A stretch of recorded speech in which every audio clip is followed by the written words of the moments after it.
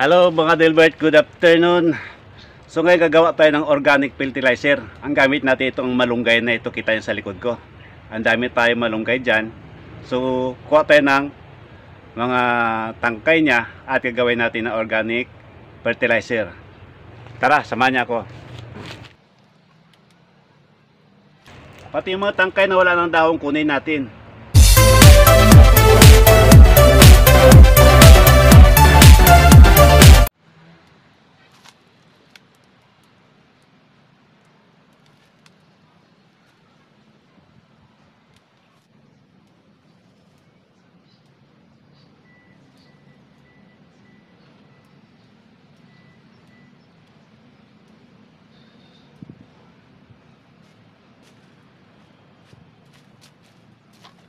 So mga ka-Delbert, ito yung nakuha natin na malunggay. Ang gagawin natin dito, ibabad natin ng overnight. Tapos bukas, idilig natin sa ating mga halaman. Dilig natin sa talong mga ka-Delbert. Kita yung meron tayong nakahanging ng mga eggplant yan sa likod. Yan ang didiligan natin kasi namumunga na yung talong natin. Para yung bunga nila ay hitik na hitik yung daming bunga. No? So gagamitan natin ng power fertilizer, malunggay. No? Ibabad natin ngayon dito sa balde natin na mayroon tubig. Ito yung balde natin na may tubig. Ito natin ibabad yung ating mga malunggay. Overnight natin, so bukas idilig natin ito. So pag nakita na yung tubig ay nag-green na, doon nyo na ngayon siya i-dilig sa inyong halaman, no? Pati yung tangka nya ibabad ninyo.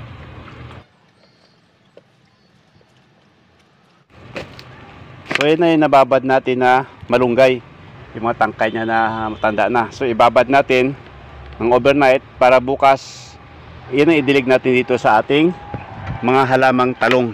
Ayan, mayroon tayong mga talong dyan, hanging. Ayan sila. Ayan, meron na silang bunga. Ayan yung talong natin, may bunga niya. Ayan ang bunga niya. Ayan, ayan, meron pa. So dami niyang bunga. So kailangan diligyan natin ng malunggay para mas marami pa yung bunga niya na lalabas. Yan din yan. Yan kanyang bunga ang haba, di ba?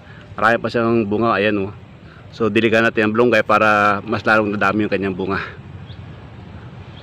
Good morning mga ka-Delbert. So ito na yung, kung natandaan yung binabad natin ng malunggay kahapon, ito na yung binabad natin. Ayan. Saka yan, so iba na yung kanilang kulay, di ba? Para nag-green na yung kulay niya, hindi na malinaw. So ito na yung indilig natin ngayon sa ating mga talong na nakahanging, no? So tara, samahan niya ako mga ka-Delbert, magdilig tayo. Kaya mga ka-Delbert, magdilig na tayo ng ating talong. Gamit natin yung ating binabad na malunggay.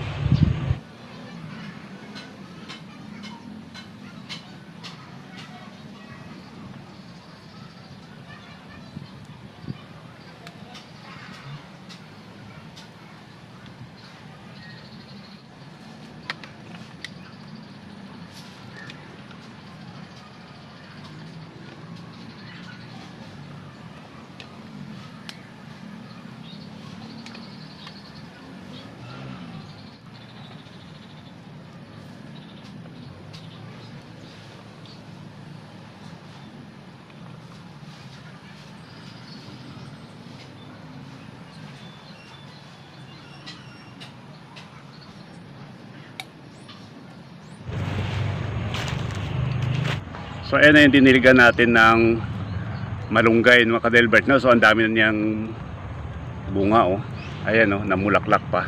So pag lalo pag nadiligan natin ng malunggay, mas hitik na hitik yung kanyang bunga, ang dami pa, no? Yan, ito na sila yung ating talong. Yan, nakabitin na talong. Ayan, yung iba hindi pa namunga. Yan, iba mayroon na yan kita niya yan yan.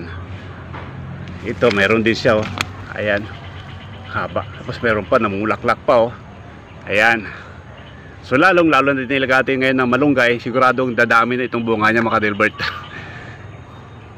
Ayan ayan kita nyo ayan. So dahil sa dinilagay natin ng malunggay ngayon, siguradong dadami yan. Yan ito haba niya ayan, meron na rin siyang bulaklak. Ayan, ayan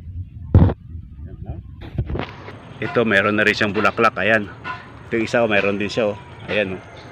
May bunga rin. Oh. Ayan. Oh. Ayan. At saka yung ating kamatis, tingnan nyo. Hitik-hitik siya sa bulaklak. Oh, dami niyang bulaklak. Oh. Ayan. Ayan. Mahal na ng kamatis ngayon. So, ito na ginawa natin. Nagtanim tayo ng kamatis na hanging pa rin. Ayan. So, salamat sa inyo mga Delbert. So, alam niyo ang malunggay ay mas powerful na fertilizer para sa ating mga tanim, no? Yan. Yan ang ating tanim ngayon, no? So diniligatan ng malunggay. Ayan, no? Pwede pa natin yan dagdagan uli ng tubig para bukas na naman, no? Ito mayroon pa siya, dagdag natin pagdilig ito. Kaya salamat mga Delbert sa inyong panonood. Ingatan ang buhay para sa ating hanap buhay. Bye bye mga Delbert, bye bye.